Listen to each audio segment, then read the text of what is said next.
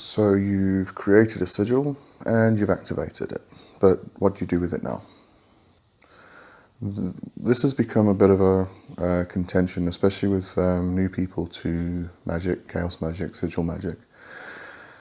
And it's something that definitely requires a bit more explanation about how everything works and how it happens. So this is probably going to be the most important video of the whole sigil magic series that I've got on this channel. If you check the playlist, you'll see all the sigil magic videos. So let's get into it, but first, the intro.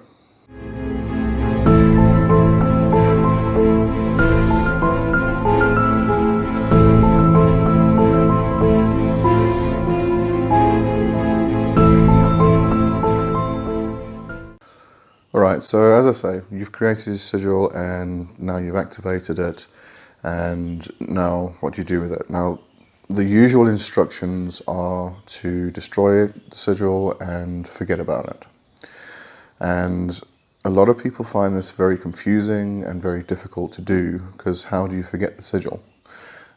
Now, there is one method where you can actually create a bunch of sigils, put them away for a couple of weeks, and then keep going back to them and checking to see if you actually remember what the sigil actually represented. When you don't remember the representation of the desire, then you activate it. And then you just keep going through the sigils, you keep adding to them and everything else. So that works pretty well. It becomes quite easy to actually forget, but for a lot of people, it's not so easy. You can go week after week and you'll still remember what the sigil actually represents. So this is why it requires a bit more understanding of what we mean by forget. So what I'm going to do, I'm going to explain this briefly. I am going to create an entire very big, very large course on chaos magic, covering everything. And there will be a section about sigil magic. And I'm going to go a lot more in depth into this concept, because it definitely requires a lot more study, a lot more understanding. But I'm going to explain this in the simplest terms possible here. So we're going to imagine the conscious mind is in front and the subconscious mind is behind. Okay.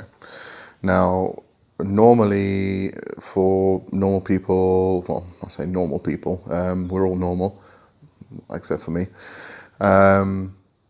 For everyday life, people just walking around mundanely in everyday life. What happens is we have some input in the conscious mind. It then goes through a filter, which is often called the sensor filter. In chaos magic, it's often referred to as the psychic sensor, but it's a filter as it moves into the subconscious, because there are thousands upon thousands of stimuli that actually hit us every second of every day. And if we didn't filter them out, we'd probably go completely insane. We wouldn't be able to handle it and manage it. So we have these filters that just filter out the stimuli from everyday life, and then it passes to the unconscious, where everything gets stored. Now, you can see this if you ask two people who have experienced the same accident to describe it, you're going to get two slightly different versions. So as things enter the conscious mind, they get filtered, and then they go into the unconscious mind. Now, of the subconscious mind. Some people actually take the model and they separate the subconscious from the unconscious, but as I say, I'm trying to give this in as simplest terms as possible. Now, when it comes to magic and sigil magic, what happens is the ecstatic state that we use in order to activate the sigil. Now, when I say ecstatic state, I'm referring mostly to a trance state. That actually bypasses the sensor. So you view the sigil with the conscious mind, with the eyes, and then you pass into an ecstatic state. That ecstatic state is kind of a betwixt state. It's a between places. That state, what it does, instead of going from the conscious through the filter into the unconscious, it goes from the conscious and bypasses the filter into the unconscious. Now, the psychic filter itself, Peter Carroll suggests that this is the Holy Guardian Angel. And Aleister Crowley says that we cannot access the unconscious directly until we have knowledge and conversation with the Holy Guardian Angel. So this sensor, in magical terms, chaos magic, ceremonial magic, whatever magic it is considered to be the Holy Guardian Angel. So that this HGA filters out things that we don't need and just passes them straight to the unconscious. So, as I say, through magic we bypass that filter. Now, with the whole concept of trying to forget the sigil, what we do, once we've passed the desire into the unconscious, the glyph, the sigil, into the unconscious mind, we then have to forget about it. And what this means is that every now and again, what's going to happen is it's like a little imp. Okay, once it gets to the unconscious, then it does the work and it becomes flesh. It incarnates into our desire. But what happens every now and again is that, like a little imp, it comes around and it starts creeping back into the conscious mind, and you kind of see it out the corner of your eye, and then instead of engaging with it, you have to push it back and just, forget about it. And this is where meditation comes in very, very useful, and it's very important, and it's why meditation training is always considered essential for a foundation to become a magician, a sorcerer, a wizard, witch, whatever it may be. Whatever your aim is, whatever your goal is. So, as I say, this is why meditation becomes so important, because through meditation we learn how to become mindful. We also learn how to quiet the mind, and as the train of thought starts coming up, we can just gently push that train of thought away and come back to our focus and our concentration. So it's the same thing. As this little desire comes creeping round and you see it, and you push it back again. And this isn't so easy to do for a lot of people, and again, meditation helps. It's all part of the training. You definitely need to train in order to get all of this right. But Stephen Mace in Stealing the Fire from Heaven actually explains it really well. And I'm going to read you a bit out of his book, but I just need to go to the computer, so let's just head over there. Okay, so reading from Stealing the Fire from Heaven by Stephen Mace, it's page 21, just in case you want to get the book. To work Spare's technique, the sorcerer does not use ritual to call up the power he needs to accomplish his desire. Instead, he obtains his desire by stifling the thought of it. He does not permit himself to consider it, and if it should sneak into his thought stream, he suppresses it as soon as he notices its presence.